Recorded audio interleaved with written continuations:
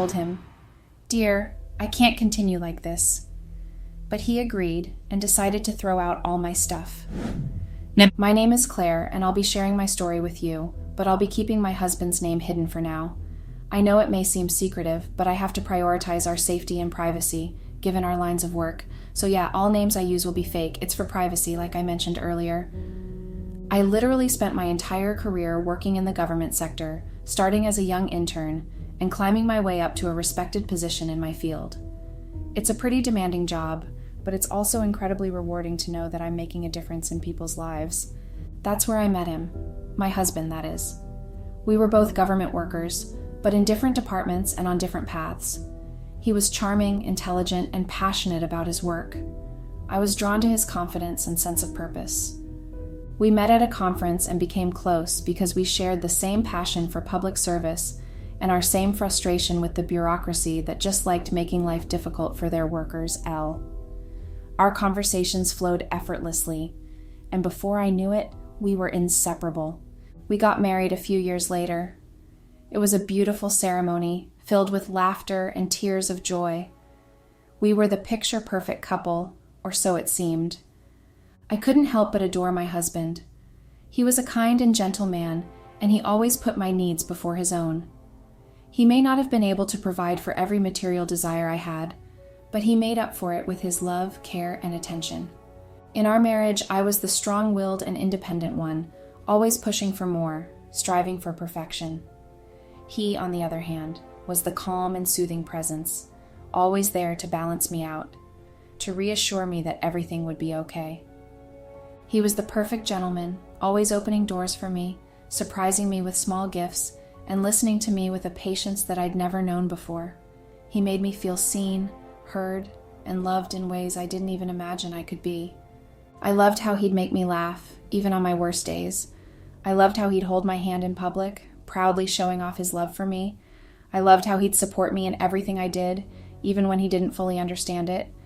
He wasn't perfect, of course. No one is. But he was perfect for me. He was my rock, my confidant, my best friend, and I cherished him for it. Looking back, I still couldn't fathom the exact reason why my marriage suddenly collapsed after I told him, "Dear, I can't continue like this." But he agreed and decided to throw out all my stuff. That day, I stood in the kitchen, my arms wrapped around myself, feeling like I was suffocating under the weight of our marriage.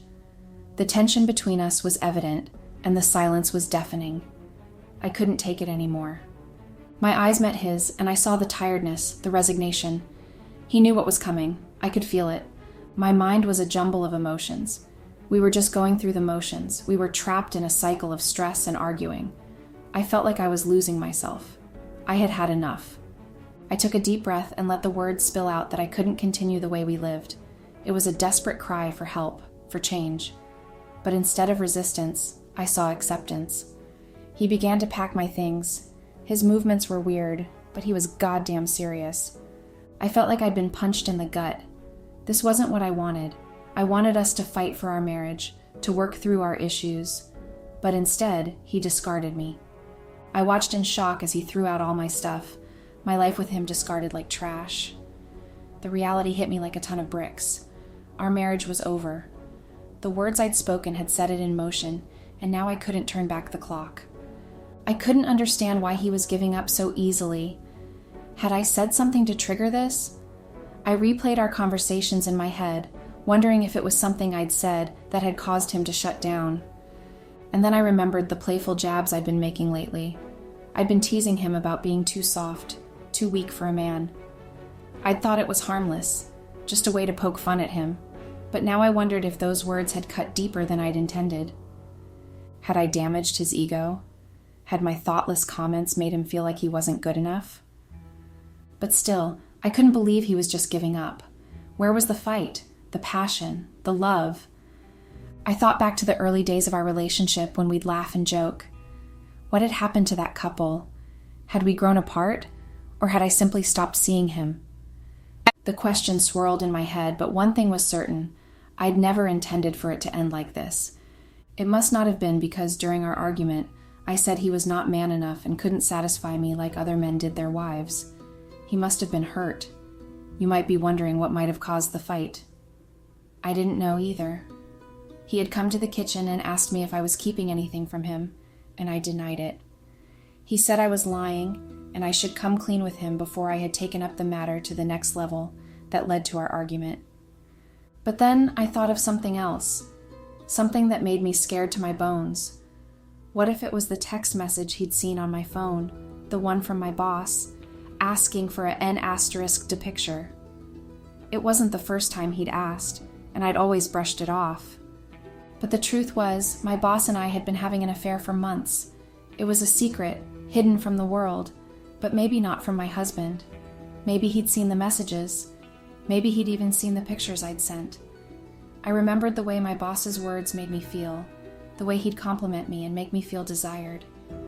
I'd told myself it was just a harmless fling, but deep down I knew it was more than that. It was a lie, a deception, a betrayal.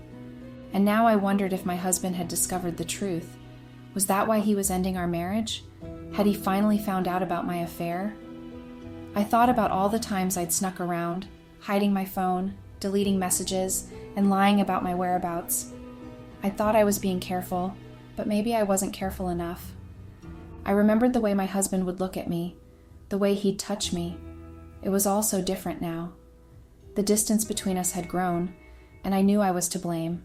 I'd let my desire for attention and affection cloud my judgment, and now I was paying the price. The thought sent a chill down my spine. Had my husband finally discovered the secrets I'd been keeping from him? Was that why he was so calm, so collected? Did he know everything?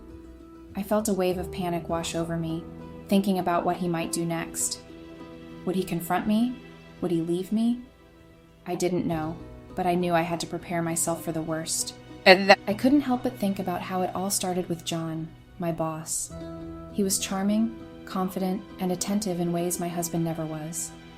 He'd notice little things about me, like my favorite coffee drink, or the way I liked my hair styled. He'd make me feel seen and heard in a way that my husband hadn't in years. John was passionate, adventurous, and spontaneous. He'd surprise me with weekend getaways, romantic dinners, and thoughtful gifts. He'd listen to me, really listen, and make me feel like I was the only person in the world. He was everything my husband wasn't, and I found myself drawn to him like a magnet.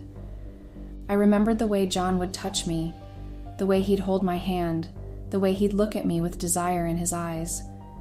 It was exhilarating, thrilling, and addictive. I felt alive with John in ways I never had with my husband. John was also confident, assertive, and strong-willed. He knew what he wanted and wasn't afraid to go after it. He was the opposite of my husband, who was passive, indecisive, and weak. John made me feel safe, protected, and cherished in ways my husband never had. As I thought about John, I couldn't help but compare him to my husband. John was the sunshine to my husband's darkness, the fire to my husband's ice. John was the one who made me feel alive, who made me feel loved, who made me feel desired. And now I wondered if my husband had discovered our affair, and if that's why he was ending our marriage. I remembered the night it all started, the night that changed everything. John had asked me to stay late after work, saying he needed to give me some files for the next day. I'd agreed, thinking nothing of it. As we worked, the office grew quiet, and the tension between us became thick. I couldn't explain it, but I felt drawn to him like there was an invisible force pulling us together. And then, without thinking, I did it. I kissed him. It was like a spark had ignited, and we both knew it. He didn't push me away. Instead, he pulled me closer while he deepened the kiss. I couldn't believe what was happening. I was married, and yet I couldn't resist the way John made me feel. It was like I'd been sleepwalking through my life, and suddenly I was awake. That night, we didn't just kiss. We gave in to our desires, and it was like nothing I'd ever experienced before. It was passionate, intense, and all-consuming. As I looked back, I realized that moment had been building for weeks, maybe even months. The way John looked at me, the way he touched me, the way he made me feel. It was all leading up to that moment, that kiss, that night. After he threw out all my stuff, I stood outside, my bags scattered around me, and pounded on the door. I didn't care that the neighbors might hear us. I didn't care about anything except getting back inside. The fence surrounding our home was high. Nobody could see me, but I knew they could hear us. I kept banging on the door, my fists aching, my heart racing. I felt a sense of desperation creeping in, a sense of loss. I couldn't lose him, not like this. Finally, the door opened, and he stood before me, his eyes red-rimmed and puffy. For a brief moment, our eyes locked, and I saw the tears he'd been trying to hide. I saw the pain and the sadness, and my heart broke all over again. But then he looked away, his expression hardening into stone. He stepped aside, letting me pass, and I stumbled into the house, my bags forgotten outside. I didn't care about them. I only cared about fixing this, about making things right between us. As I entered, I saw the mess we'd made, the shattered remains of our life together. The room was in disarray, the furniture overturned, the curtains torn. It was like a war zone. It was a result of our fight earlier. It wasn't an argument alone, and in all honesty, I made all the mess when he was throwing me out. I felt a wave of grief wash over me, a sense of regret. I wished I could turn back time, wished I could undo the damage, but I knew I couldn't. All I could do was try to move forward, try to make amends. I looked at him, standing by the window, his back to me. I saw the tension in his shoulders, the stiffness in his spine. I knew he was hurting, knew he was trying to hold it together. And I knew I had to try too. I approached him, my heart racing, and begged him to listen, to forgive me. I tried to pull him into a kiss, to bridge the gap between us, but he pushed me off, his eyes flashing with anger. The rejection stung. He turned away, his shoulders tense, his body language screaming, "Don't touch me." I knew I'd hurt him deeply, but I still didn't know what I'd done to get that much anger from him. It wasn't just about our argument earlier. There was something more, and I didn't know how to make it right. I felt like I was losing him, like he was slipping away from me. After the day we fought, I didn't go home for days. I couldn't face my husband, couldn't bear the thought of another argument, another confrontation. So I stayed away, spending my nights at the hotel. John took me there. His presence was actually the comfort and solace I needed. He'd sometimes spend the night with me, holding me close, whispering words of reassurance. And then he'd leave, going home to his wife, leaving me alone with my thoughts.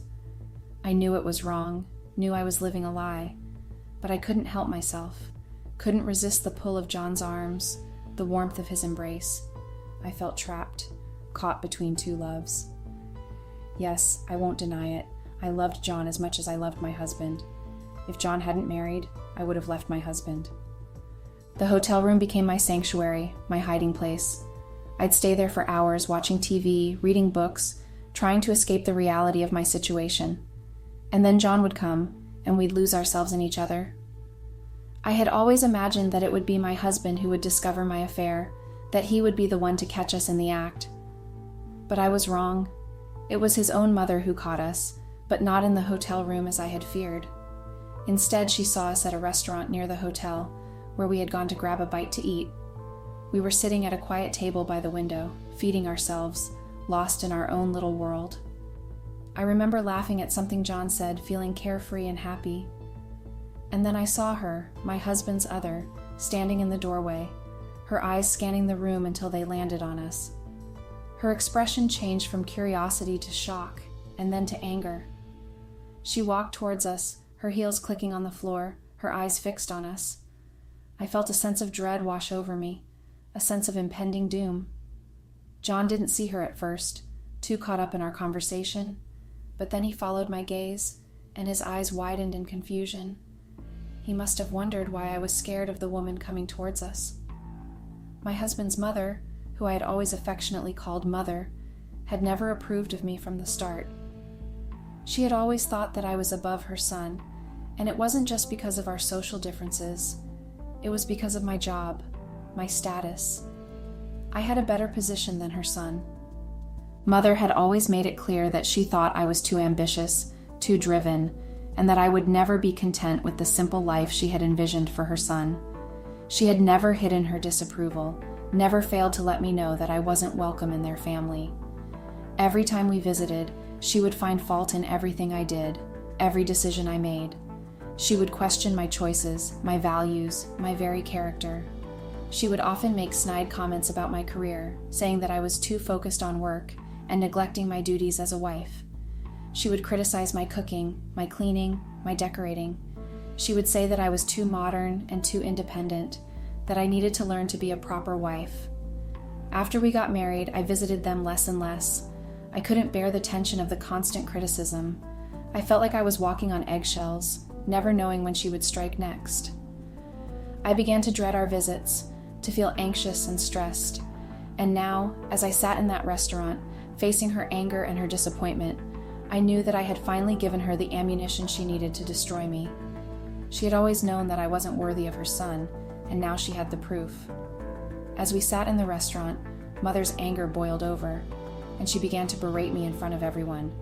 Her words cut deep, and I felt my face burning with shame and embarrassment.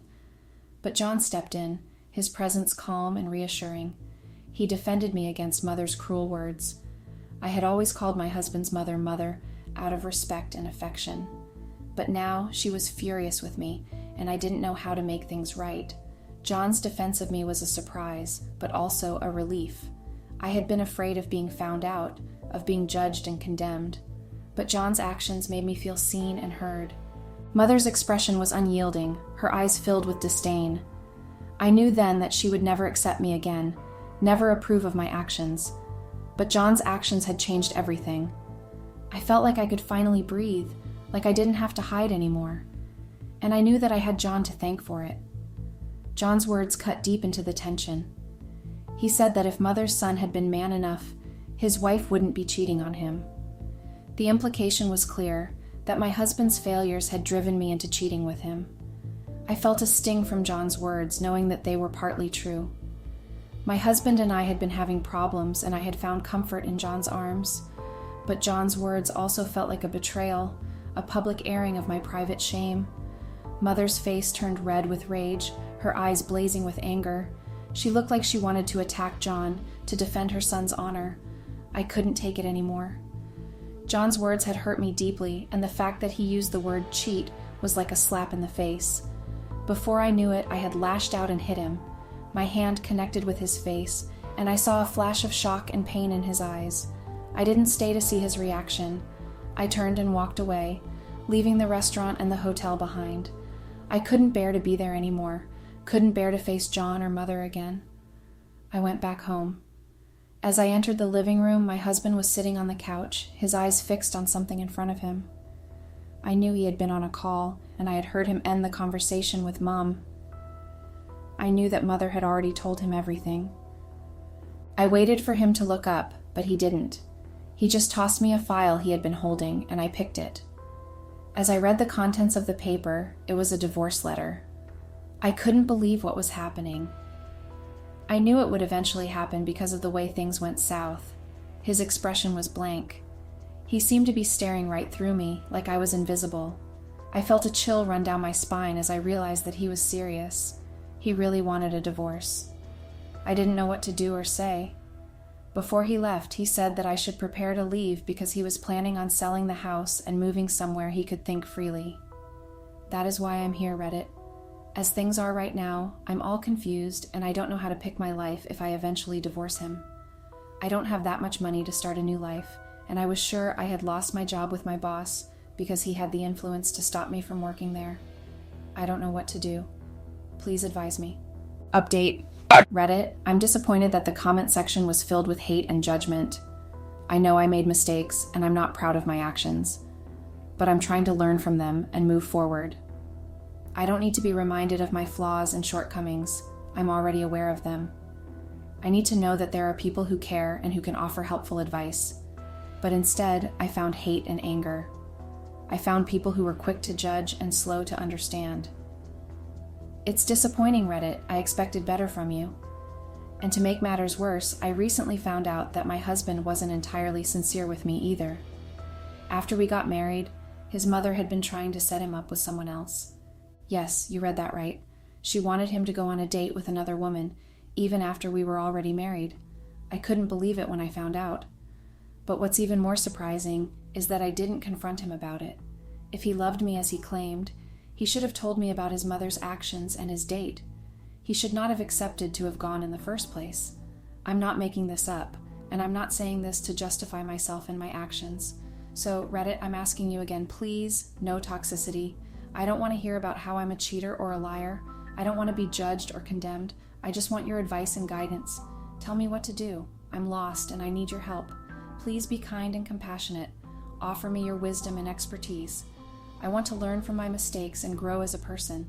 I want to find happiness and fulfillment, whether that's with my husband or on my own. So please, Reddit, help me. Tell me what to do. Update.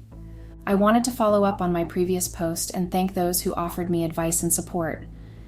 Despite some negative comments, I found some valuable insights and guidance from this community. Some of you advised me to meet with my husband, pack my bags, and tell him not to sell the house we shared. I took that advice and met with him, but it didn't go as planned. I told him how I felt, that I still loved him and didn't want to lose our home, but he just ignored me, dismissed my feelings, and told me it was over. He pushed me out of the house, literally and figuratively. I had to leave with just a few belongings and move back in with my mother. It's been a difficult adjustment, but I'm trying to stay strong. I'm focusing on myself and my own healing, rather than trying to fix a relationship that's clearly broken. I have to admit, moving back in with my mother has been a humbling experience. She had no idea about the state of my marriage and was shocked to see me show up at her doorstep with my bags packed. She was even more surprised when I told her that my husband had pushed me out of our home in Somerset County. She had no idea that things had gotten so bad.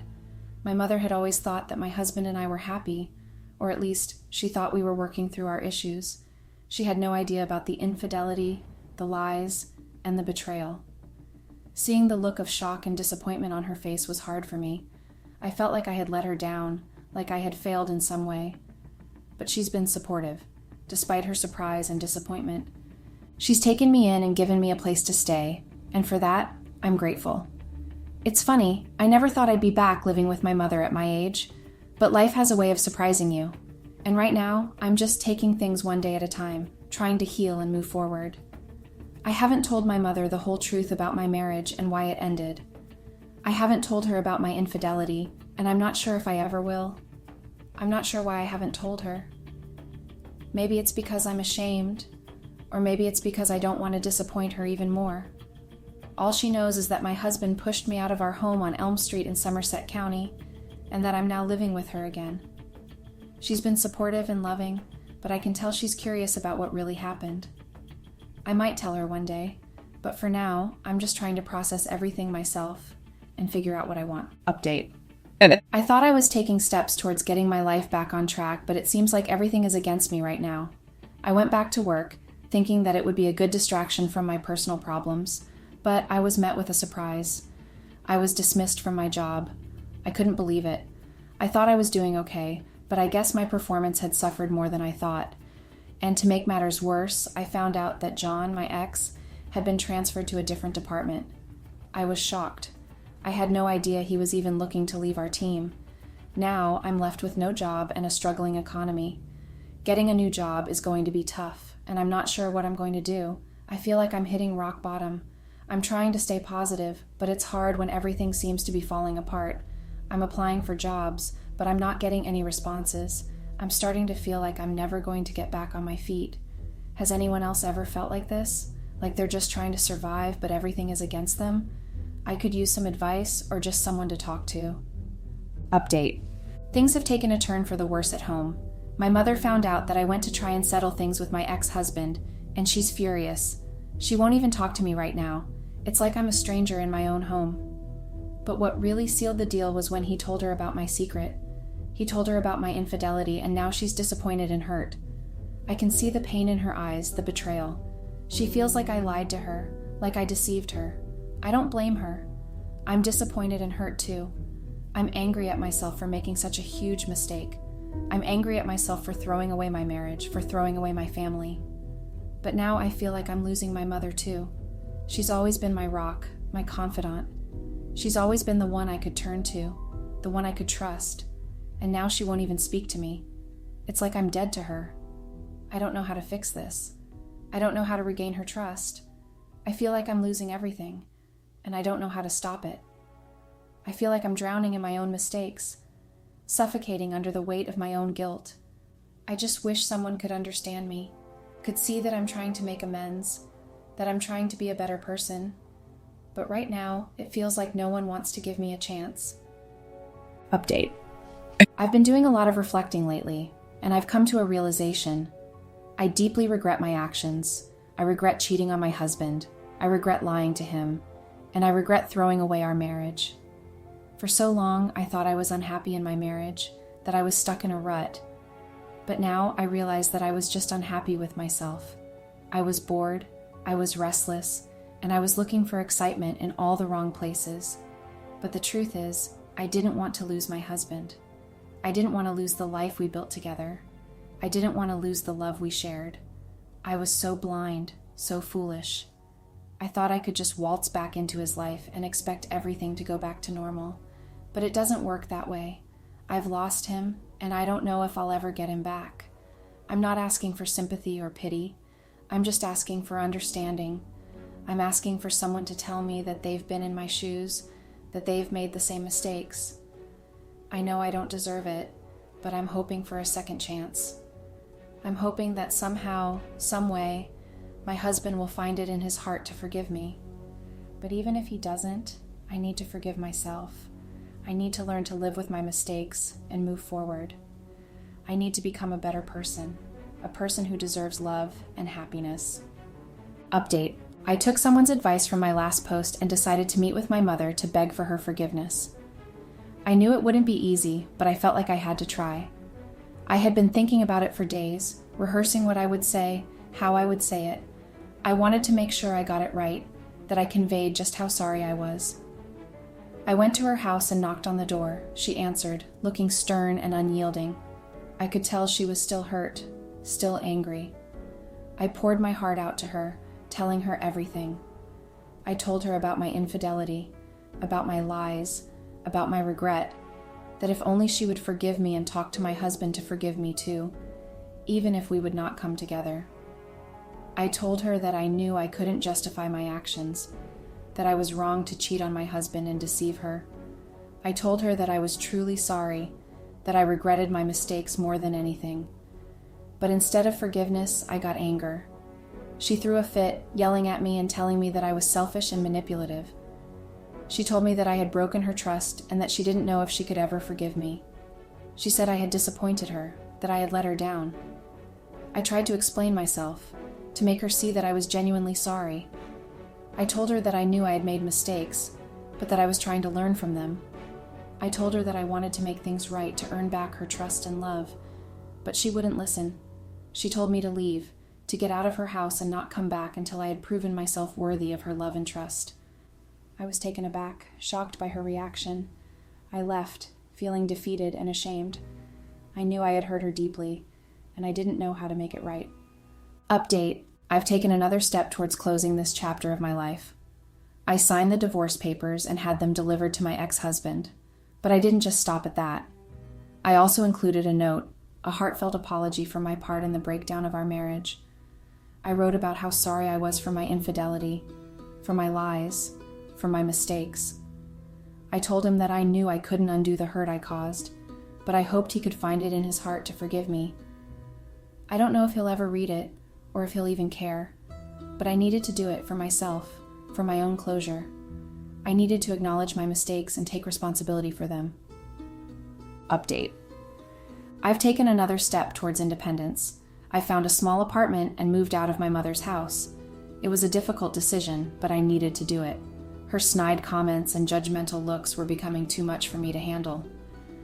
I know she was hurt by my infidelity, but I couldn't cope with the constant reminders of my mistakes. I'm still looking for a job, and I'm getting anxious. I've exhausted all my savings, and I need to find something soon. I've applied to countless places, but no luck yet. I'm trying to stay positive, but it's hard when you're feeling so vulnerable. My new apartment is small, but it's mine. It's a fresh start, a chance to rebuild my life. I'm trying to focus on the present and not dwell on the past. I'm taking things one day at a time, and I'm hoping that soon I'll find a job and start to feel like myself again. Final update. I'm not sure where to start. It's been a while since I last posted, and unfortunately my situation hasn't improved much. I still haven't found a job, and I'm starting to lose hope. I've applied to countless places, but no one seems to want to give me a chance. To make matters worse, I just found out that my ex-husband has sold our home, the one he built himself before we even got married. I know I don't have any claim to it, but it still hurts to think that it's gone. I want to thank everyone who took the time to read my posts, who offered advice and support, even when I didn't deserve it. And to those who disliked me, who called me out for my mistakes, I appreciate you too. Your harsh words were hard to hear, but they forced me to confront my own flaws and weaknesses. I'm not the same person I was when I started this journey. I've grown, I've learned, and I've become stronger.